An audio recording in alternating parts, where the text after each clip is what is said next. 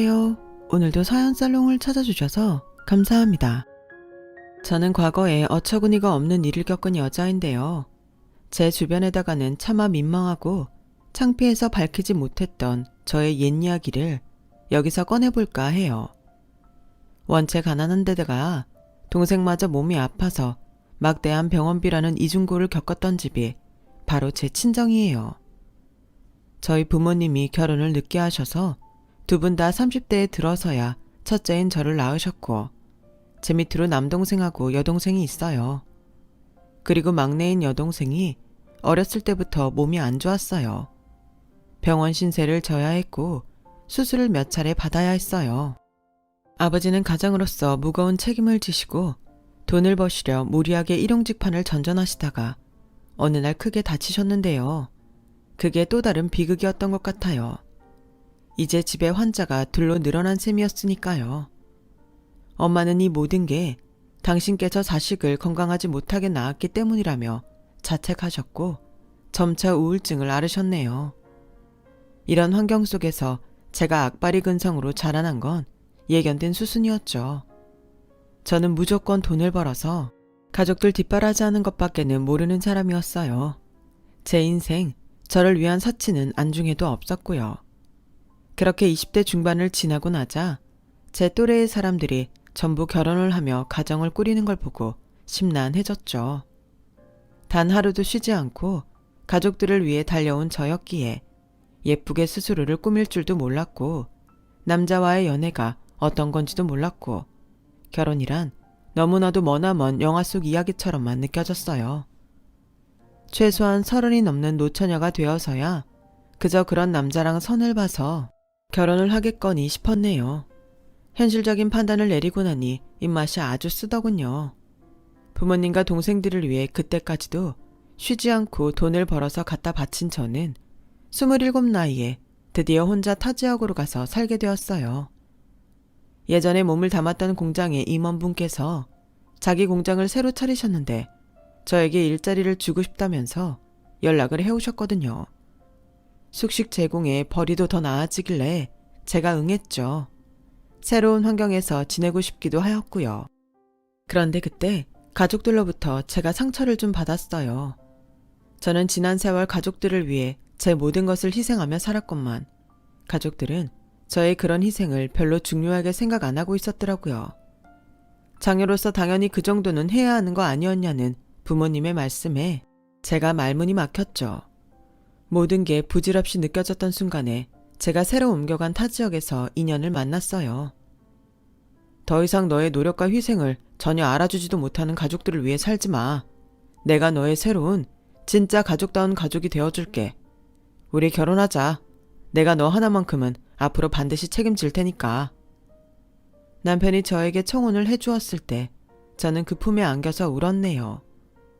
강하고 씩씩한 척만 해오며 살았으나 저도 사실은 누군가에게 기대고 싶은 사람이었나 봐요. 제가 새로 일하게 됐던 공장이 바로 근처에서 남편은 일을 하던 사람이었고 저와 결혼을 약속하게 되면서 함께 남편의 고향 지역으로 갔어요. 차로 1시간 거리라 나름 가까운 위치였는데 초장부터 저는 시댁의 살벌한 냉기에 부딪히곤 기가 죽었어요. 남편은 여동생만 하나라서 장남이었고 시아버지 되시는 분은 암으로 돌아가신 상태였기 때문에 실질적인 집안의 가장이었죠. 그래서 시어머니의 불만이 더 엄청났었나 봐요. 취뿔? 아무도 없이 몸만 딸랑 오다니? 이런 털 떨어지고 염치 없는 여자랑 너는 결혼을 하겠다고? 아이고 우리 아들 제발 정신 좀 차려. 차라리 고시 공부를 계속한다 그러면 말리지 않으마. 이렇게 볼 것 하나 없는 여자랑 결혼하면 이것보다 더한 비극은 없는 거야. 우리 아들 제발 이 엄마 말 좀 들어. 시어머니께서는 악을 쓰시다가 아예 반쯤 혼절을 하셨어요. 그 모습에 너무 놀란 저는 저절로 눈물이 나왔는데 그러자 정신을 놓으신 줄 알았던 시어머니께서 눈을 번쩍 뜨시고 몸을 일으키시더니 저에게 냉큼 삿대질을 하셨어요. 이것 봐라. 억지로 눈물 짜내면서 가련한 척하는 거. 가녀리고 연약하게 생긴 애들만 여우인 것 같지? 절대 아니야. 우리 아들 정말 조심해야 할 건 바로 이런 고민 척하는 여우인 거야. 지금도 동정심 유발하려고 시기적절하게 눈물 흘리는 것 좀 보렴. 네? 저는 결코 일부러 울지 않았어요. 지금 이 상황이 너무 당혹스럽고 어떻게 해야 할지 몰라서 저도 모르게 눈물이 나왔을 뿐이에요.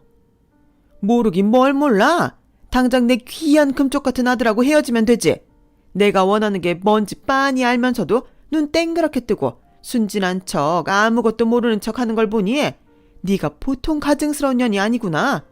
내가 눈에 흙이 들어간다 해도 너를 며느리로 들이는 일은 없을 거야.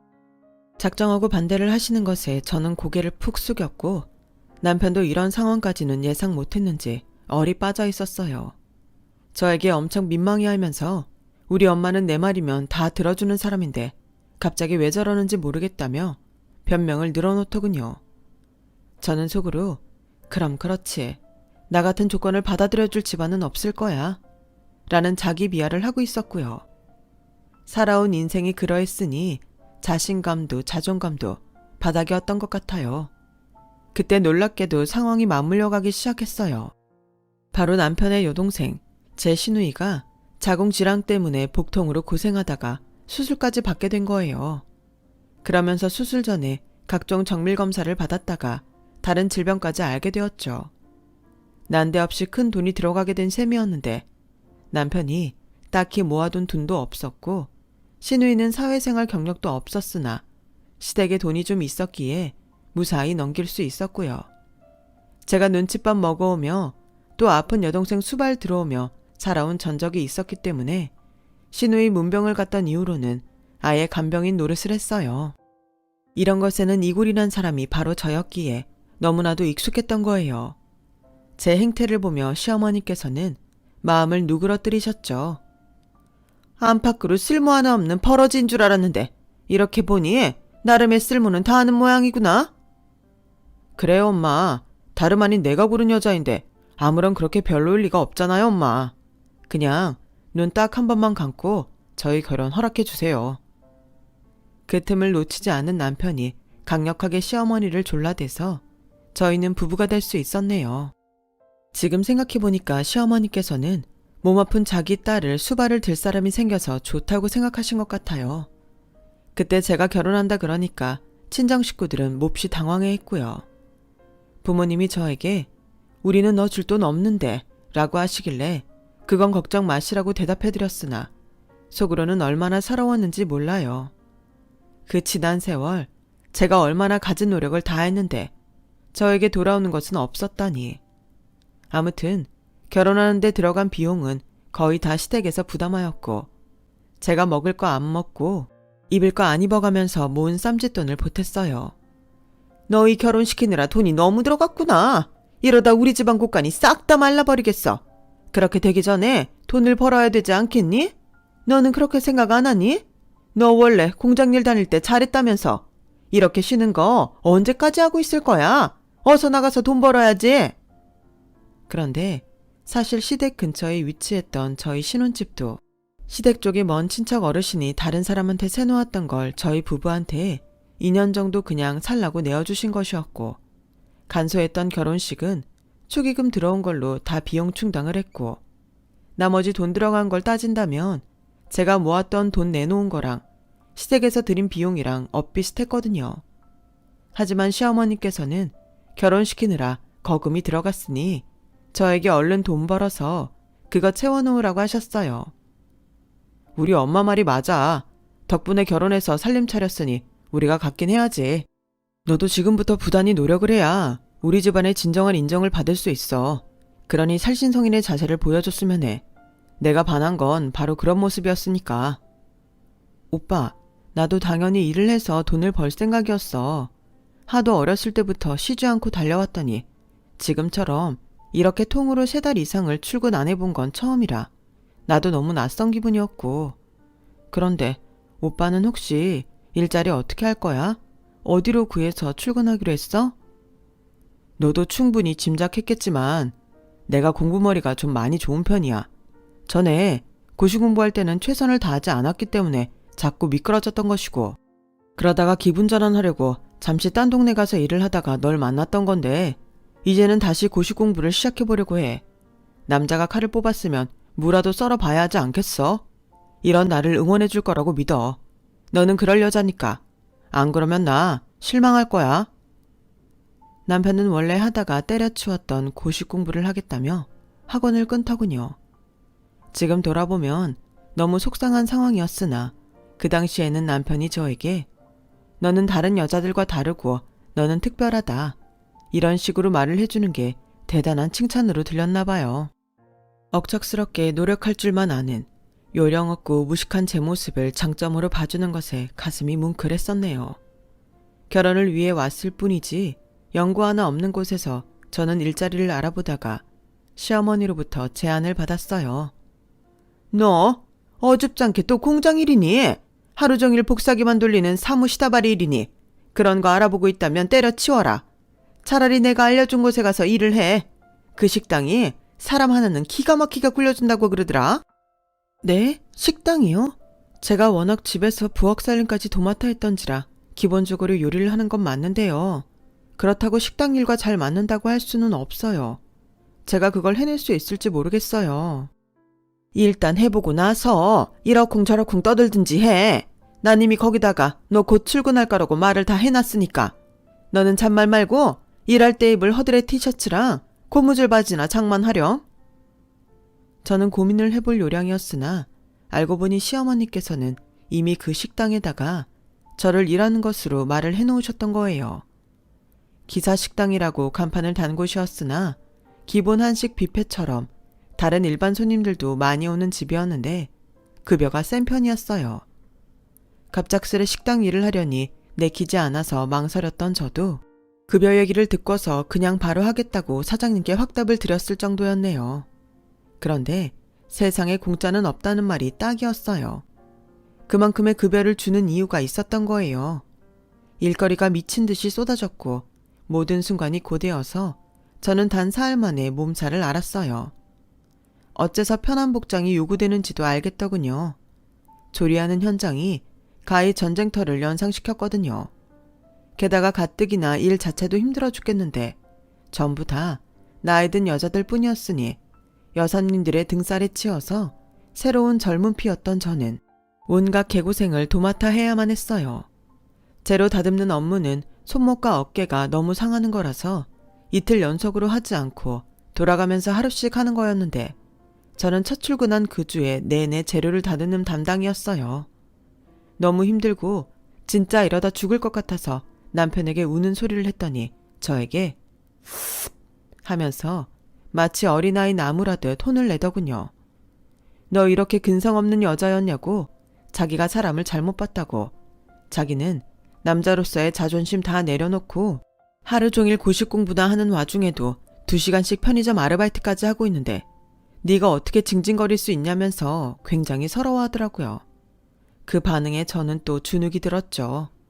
나중에 가만히 생각해보니까 남편이 잠깐씩 일했던 그 편의점은 시어머니의 사촌 오빠 되시는 분이 운영하는 거였기 때문에 거기서 별로 하는 업무도 없었고 손님 없는 애매한 시간대에 2시간 카운터만 지키는 거였어요.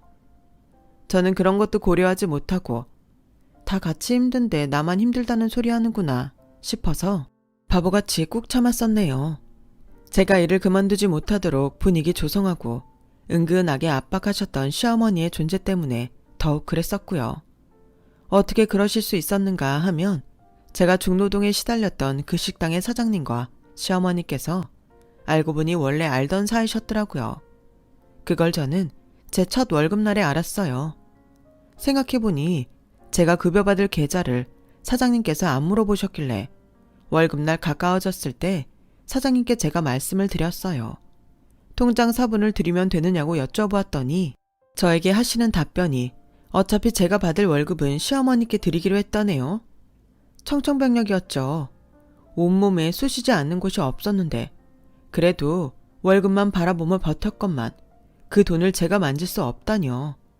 어떻게 그럴 수가 있냐고 따져봤으나 사장님께선 몹시 난처해하시며 제가 시어머니와 직접 단판을 지어 해결하라고 하셨을 뿐이었어요. 어머니, 제 월급을 어머니께서 받기로 하셨다고 들었어요. 저는 몰랐는데. 이게 어떻게 된 일이에요? 그럼 어머님께서 일단 받으신 다음 저에게 그 돈을 따로 전달해 주시는 건가요? 그래, 내가 알아서 앞으로 돈 관리를 할 거고 너희 두 사람 쨘돈은 내가 우리 아들한테 붙여주마. 돈이 없어질지 어쩔지 그런 걱정은 할 필요가 없으니까. 너는 앞으로 지금처럼 일만 열심히 하면 돼. 네가 그 돌머리로 재테크를 알기나 하니 뭘 알겠니? 힘들게 빌어먹고 산 집안에서 자란 너는 재테크라는 말이 뭔지도 잘 모를 테지? 그러니 돈 만질 줄 아는 내가 응당 관리를 해야 맞는 거지. 안 그러니? 그때 제 얼굴에 열이 뜨겁게 올랐고 보지 않아도 아마 빨개졌었을 거예요. 그런 저를 보며 시어머니께서는 비웃음을 날려대셨고 어디 논리 정연하게 반박할 거리 있으면 해보라고 강하게 나오셨어요. 저는 그럼에도 제가 번 돈은 제가 일부라도 받고 싶어서 재차 말씀을 드렸으나 거절당했고 너무 화가 나서 이를 때려치울까 하던 찰나에 남편이 저를 설득했어요. 너 왜 이렇게 사람 마음을 몰라? 우리 엄마 처음에만 그러시다가 얼마 지나면 너한테 돈 다 주실 거야. 지금은 며느리랑 기싸움 하시려고 일부러 그러시는 거고 처음에 너 엄청 반대하셨던 분이 우리 엄마잖아. 그때 생각하시느라 너한테 일부러 그렇게 구시는 거야. 그게 정말이야? 나는 어머님께서 진심으로 내가 번 돈을 전부 다 손에 쥐고 관리하시려는 줄 알았는데. 에이, 절대 아니라니깐. 참고 지내면 네가 우리 엄마한테 인정받을 일밖에 안 남았으니까 나 믿고 버텨봐. 너는 해낼 수 있는 여자야. 네 덕분에 내가 고시 공부 이어갈 수 있는 거고 우리는 몇 년 뒤면 안정적으로 떵떵거리며 살 테니까 지금만 좀 고생해줘. 단호하게 그러는 것에 저는 결국 저희 부부의 미래를 생각해서 좀 더 희생하기로 하였어요. 몸 바쳐서 일하는 것이라면 워낙 익숙한 저였으나 아침 8시부터 오후 5시까지 쉬지 않고 중노동을 하는 것은 좀처럼 익숙해지지 않았고 매일이 고될 뿐이었네요. 퇴근하자마자 시댁에 가서 밥도 차려야 했고요. 버젓이 식당 다니는 며느리가 있는데 하루에 한 끼라도 밥상 차린 거 받고 싶다고 시어머니께서 하도 노래를 부르시는 바람에 그리 됐었네요. 그런 와중에 시누이는 왜 그렇게 반찬 투정을 하던지 그리고 시댁에서 저녁상 차린 것까지 마치고 집에 돌아와 남편 밥을 차리고 있으면 그때 남편이 귀가를 했네요. 늦은 저녁을 먹고 나면 또 저는 설거지에 각종 빨래부터 집안일에 온통 정신이 없었죠. 이 악물고 이 시기를 넘겨보자. 별뜰날 온다. 이렇게 생각하며 버텼던 거예요. 그런데 너무 힘들게 지냈는지 언제부턴가 피곤이 가시질 않았고 몸이 축축 처지는 감각이 들었어요. 하루 이틀이면 모르겠는데 몇 날 며칠을 그러니까 너무 힘들어서 저 같은 사람도 병원 생각이 절로 나더군요. 평일은 내내 그렇게 일을 했고 토요일에는 격주근무, 일요일에만 온전히 휴일이라 당초에 병원을 갈 수가 없어서 미뤄졌어요. 그러는 동안에도 제가 피곤에 쩔어있는 모습을 보고도 남편, 시어머니, 시누이 중에 누구 하나 괜찮냐, 어디 아프냐 이렇게 먼저 물어봐주는 사람이 없었네요. 몸이 아픈데 그것보다 마음이 더 아팠어요.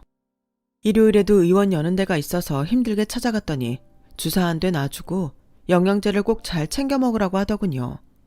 그래서 제가 모처럼 영양제라는 것을 약국에서 사봤어요. 그런데 하필 저희 부부 사는 집으로 직접 발걸음을 하신 시어머니께서 그걸 딱 보신 거예요. 제가 밖에 떡하니 둔 것은 아니었고 부엌 천장에 뒀는데 시어머니께서 살림 점검하시겠다고 다 열어보셨다가 발견하셨어요. 남편 먹는 거냐고 물어보시길래 저도 모르게 아니라고 제 거라고 대답해버렸네요. 그랬더니 안색이 확 바뀌신 거예요. 난 또 공부하랴 알바하랴 이중으로 고생하는 우리 아들이 챙겨 먹는 영양제인 줄 알았지 뭐니? 너는 이런 거 좋은 거 있으면 너만 숨겨놓고서 먹는 거니? 우리 아들은 안 챙겨주고? 어머니, 그거 여자한테 좋은 영양제라서요. 나눠 먹을 수가 없어서 그랬어요. 그래? 그럼 우리 딸한테 좀 나눠줬으면 좋겠구나. 이거 상표 보니까 대기업에서 나온 거네. 알아주는 곳에서 만든 거면 믿을만하지 않겠니?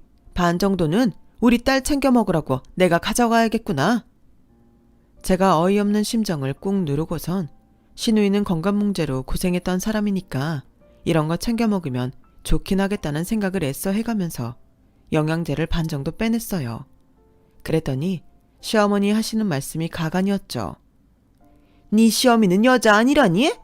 너는 어쩜 그렇게 촌떡같이 생겨먹은 대로 센스 하나가 없어. 당연히 알아서 내 목도 챙기면서 이건 어머님 드세요 하면 얼마나 좋니? 더럽고 치사해서 못해먹겠다고 하려다가 치밀어 오른 화를 꾹 참고선 어머니 드실 것도 그날 챙겨드렸어요. 그거 드셔서 그런지 시어머니는 그 후로 더욱 활발해 보이시더군요. 하지만 정작 저는 식당 뒤 식자재 창고에서 일을 하다가 쓰러지고 말았네요. 갑자기 현기증이 확 일어나면서 눈앞이 핑그르르 돌더라고요. 성질 드센 주방 왕언니도 저를 보고 놀라서는 빨리 병원이나 가보라고 했을 정도였는데 제가 쓰러졌단 소리를 듣고도 시어머니께서는 걔가 별 루난 지랄을 다 떤다며 혀를 끌끌 차시는 게 다였네요. 저는 병원에서 갑상샘 저하증 판정을 받았어요. 그리고 수치가 어마어마하다는 소견도 들었고요. 이 정도면 감정 조절도 너무 힘들었을 거고 일상생활이 괴로웠을 텐데 어떻게 버텼냐고 의사가 놀라워 했어요. 어쩐지 과도하게 피곤하고 먹는 거에 비해서 살이 찌고 잘 붓는 게 이상하다 싶었는데 그게 건강에 이상이 있어서 그랬던 거예요. 너무 갑작스러웠고 막막한 기분이었는데 아픈 사람을 대하는 시어머니의 태도를 보면서 저는 더욱 참담해졌죠. 어디서 그딴 질병에 걸려온 거야? 내년쯤에 임신을 이제 해야 하는데 지금 이게 뭔 꼴이니? 너는 찰랑구석 하나가 없으면서 잘하는 것까지도 하나가 없구나. 너 같은 걸 구제불능이라고 하는 거야, 이 구제불능아. 저는 남편하고 임신 계획을 세운 적도 없었건만 시어머니 말씀에 얼마나 당혹스러웠는지 몰라요. 기계처럼 하루하루 고된 일을 하며 사는 저와 도대체 언제 끝이 날지 모르는 고시공부 삼매경인 남편은 비록 나이는 찼을지언정 아직 이세 이야기를 나눌 여유는 없는 상태였으니까요. 제가 너무 황당하고 서러워서 이렇게 느낀 바를 남편에게 다 털어놓았어요. 그간 억누르고 참고 있었던 것들까지 아예 다 말을 해버렸고 그러면서 저는 엉엉 울어버렸죠. 남편이 저를 적극적으로 달래주진 않았으나 저에게 미안하다고 말을 하길래 그것으로도 저는 나름의 위안을 받았던 것 같아요. 여전히 시어머니께서는 제 월급을 가져가셨으며 그 돈의 일부를 남편 용돈으로 주셨고 그거라도 제가 받고 싶다고 했으나 남편은 그 돈을 받아야 자기가 학원 다니고 공부할 수 있다면서 그러고 있었지만 어쨌든 이 과정들이 결국은 다 지나가고 밝은 미래가 펼쳐질 거라고 상상의 나래를 펼쳤었죠. 하지만 진실은 너무나도 추악하였어요. 원래는 제가 근무하는 토요일이었으나 내부 사정으로 갑자기 쉬게 된 날이 있었어요. 남편은 일찍 공부하러 나갔는데 오후에는 시댁에 갈 거라고 했었죠. 그걸 기억해둔 제가 낮에 시댁을 불쑥 가봤던 거예요. 정말 지금 생각해도 이상한 것이 제가 당최 남편이 있을 시댁에 굳이 갈 이유가 없었는데 그날 제 발이 거기로 향했다는 점이에요. 운명의 인도였나 봐요.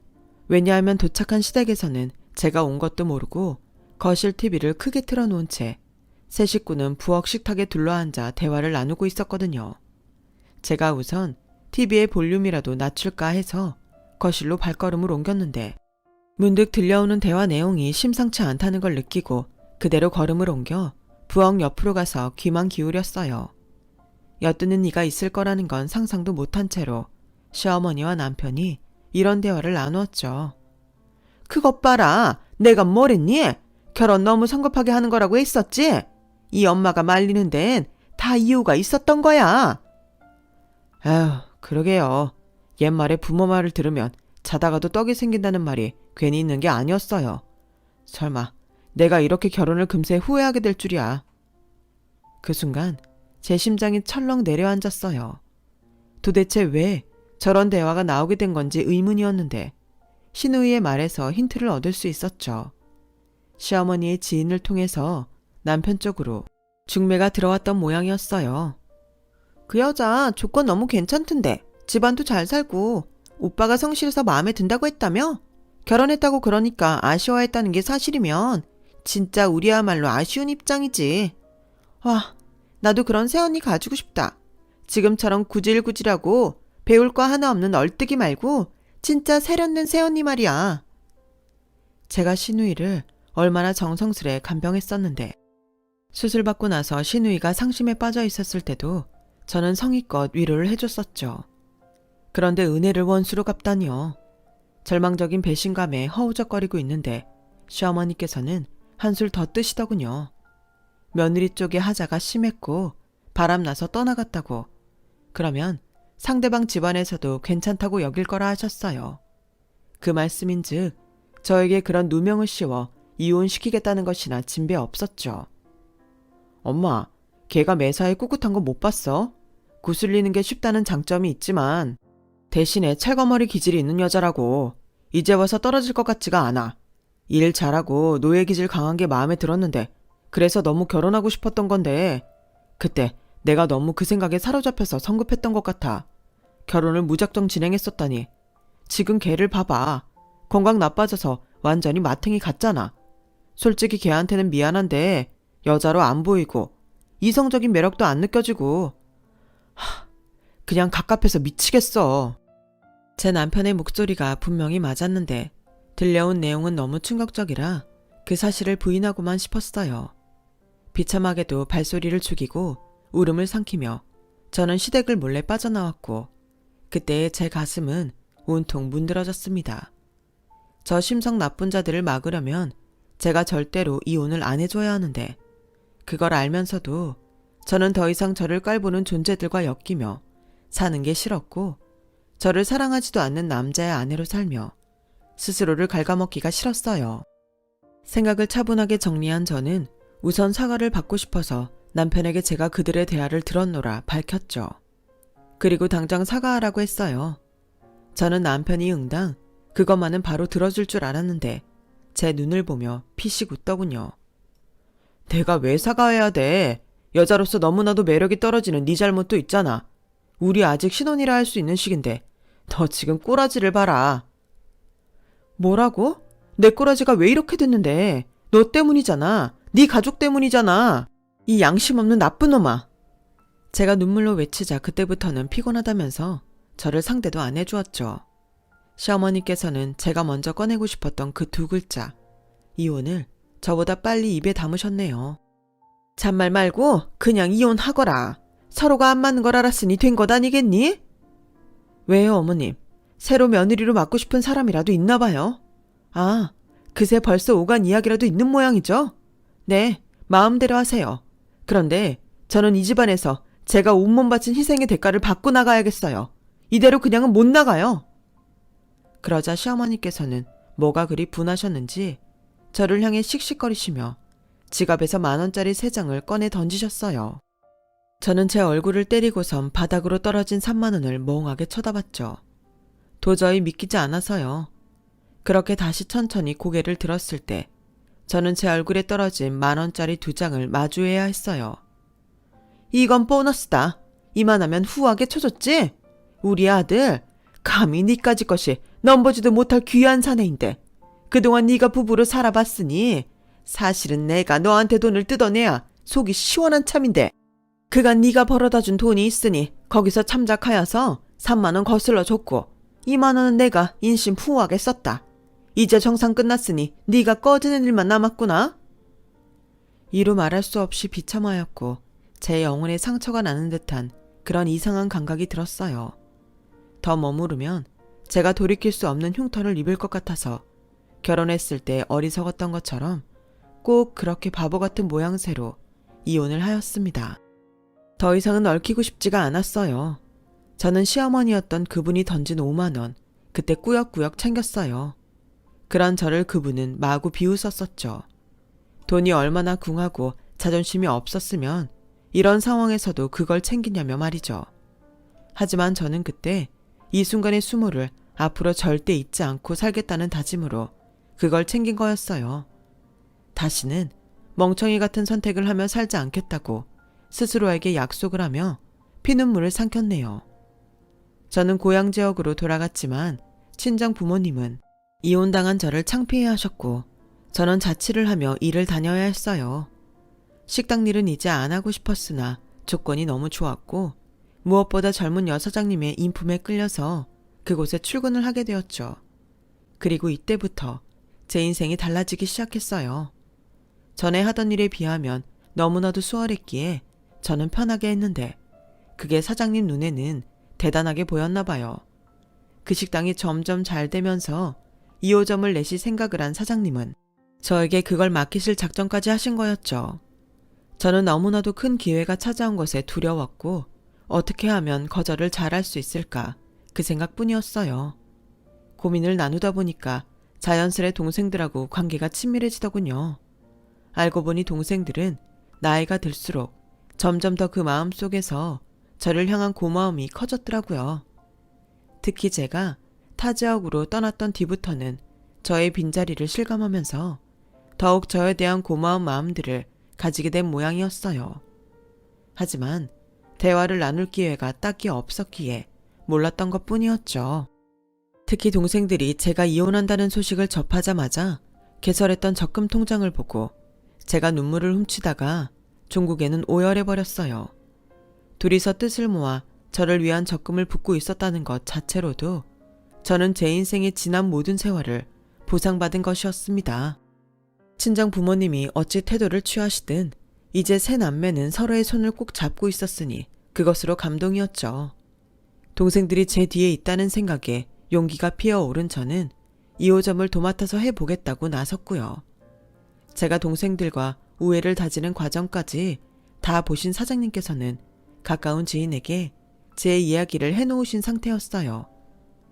저는 그걸 꿈에도 모르고 있었고 그냥 2호점을 성공적으로 오픈하고 정신없이 장사하는 것만으로도 바빴는데 어느 날 사장님께서 저에게 남자 소개를 받아보라 하시더군요. 무조건 거절했으나 가까운 지인분의 조카라고 한번 만나나 보라고 간청을 하시기에 못 이긴 척 소개를 받아봤어요. 근데 저보다 3살이나 어리더라고요.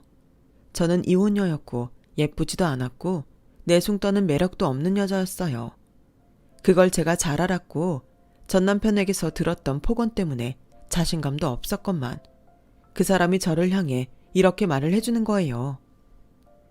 저희 이모랑 식당 사장님이랑 두 분 다 사람 보는 눈이 정확하신 것 같아요. 그리고 어떻게 제 취향도 정확히 알아보셨는지 모르겠네요. 쑥스러운지 제 눈도 똑바로 못 쳐다보고 배시시 웃으면서 말하는 모습에 제가 깜짝 놀라다 못해 그 자리에서 하마터면 뒤로 넘어갈 뻔했어요. 그랬다면 엄청 부끄러운 일로 남았겠죠. 저는 그렇게 이혼하고 나서 딱 1년 만에 연애를 시작했어요. 갑상샘 질환 때문에 마음고생할 때도 있었으나 어느샌가 자연스럽게 수치가 정상으로 돌아와 버렸어요. 이거 참 귀신이 고칼 노릇이었죠. 세월이 흘러감에 따라 저는 대박 식당의 사장으로, 동생들이 자랑스러워하는 집안의 장녀로, 조카에게 용돈을 턱턱 안겨주는 멋쟁이 고모이자 이모로, 그리고 저를 세상에서 가장 아껴주는 남자의 아내로 그렇게 살아갔어요.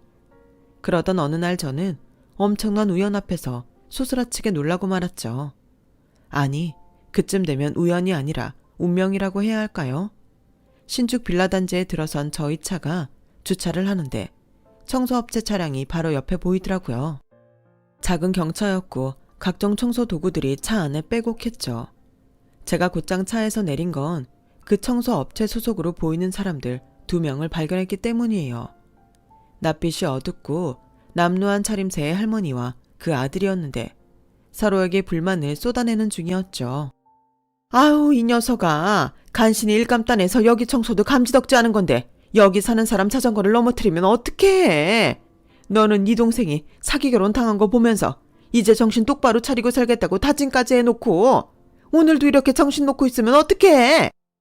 아, 엄마, 그 기집애가 멍청하게 사기 결혼 당한 것보다 내가 꽃뱀한테 물려서 2천만 원 갖다 쓴 게 더 억울하고 슬픈 일이거든. 그 꽃뱀만 아니었어도 내가 말 잘 듣고 일 잘하는 여자랑 이혼하는 실수도 저지르지 않았을 텐데 이게 다 엄마 때문이야. 왜 나 때문이니? 네가 그 망할 놈의 고시 공부일지를 10년 넘게 붙들고 있다가 끝끝내 합격 못한 게 잘못이지. 우리 집안 돈 다 말아먹고 길거리에 나 앉을 뻔한 거 간신히 모면해서 이 일이라도 시작한 건데 너는 벌써부터 일을 엉망으로 하고 있으니 일을 어쩌면 좋아. 여기라도 그나마 간신히 계약도 안 해서 다행이긴 한데. 응? 저게 누구야? 한때는 제 시어머니셨던 그분이 저를 발견하곤 눈을 휘둥그레 뜨셨어요. 그러자 옆에서 꾀지저한 몰골에 짧게나마 저와 부부로 살았던 그놈 역시도 저를 알아보고는 입을 쩍 벌리더군요. 제가 씩 웃으면서 가까이 다가가자 마치 약속이라도 한 듯 두 사람은 뒷걸음질을 쳤어요. 그러다가 그놈은 아예 엉덩방아를 찧었죠. 저는 그 모습을 비웃음으로 내려다보며 두 사람에게 말했어요. 저는 여기 이 건물과 좋은 인연을 맺어볼까 해서 답사차 와본 건데 희한하게도 악연을 여기서 만나네요. 방금 들어보니까 여기 건물 청소하시는 모양인데 이거라도 참 소중한 일감인가 봐요. 그렇다면 제가 여기를 마음에 안 들어하길 바라셔야겠네. 그게 무슨 소리야? 설마 네가 여기 이 빌라에 이사라도 오려고? 그렇게 해서 우리를 괴롭힐 작정이야? 저렇게 비싼 고급 외제차 타고 다니는 걸 보면 운 좋게 팔자를 핀 모양인데 그런 만큼 마음 곱게 썼으면 좋겠구나. 아무리 입주민이라도 청소업체에게 함부로 굴 순 없어. 건물주인도 아닌데. 옛날에 비해 너무 덩치가 왜소해지신 그분이 몸을 달달 떨며 말씀하시는 게 안쓰럽기까지 하더군요. 제가 피식 웃을 때 운전석에서 내린 남편이 제 곁으로 다가왔어요. 키도 크고 멀끔하게 명품을 빼입은 남편이 제 곁에 서자 저는 팔짱을 꼈고 활짝 웃으면서 그분과 그놈에게 이야기했죠. 아, 될 수도 있어요. 건물주인. 저희 부부가 요즘 건물 쇼핑에 재미를 들려서요. 백화점 쇼핑보다 훨씬 더 재미있고 유익하더라고요. 만약에 여기가 제 마음에 들면 구입을 해볼까 하는데 그렇게 되면 두 분은 여기 일에서 탈락이니까 그렇게 아시고. 뭐라고? 엄연히 계약을 하고 일을 시작한 건데 그럴 수야 없어. 여기처럼 위치 좋고 청소하기 수월한 것도 없는데 다시 어떻게 이런 데를 찾으라고. 저기 잠시만요. 사모님, 우리가 옛날에 좀 얼굴 붉힐 일도 있었지만 이제 다 지나간 과거이고 현재는 현재죠. 안 그래요? 갑자기 사모님이라 부르시니까 제가 몸둘 바를 모르겠네요. 그 용기가 가상해서 제가 계약해줄 위약금 정도는 후하게 물어드리는 걸로 할게요. 금액은 어디 보자. 한 5만 원이면 적당하시죠? 3만 원 부를까 하다가 그건 너무 쪼잔한 것 같아서 5만 원 부른 거예요. 거기까지가 그분이 자력으로 서 있을 수 있는 마지막이었어요.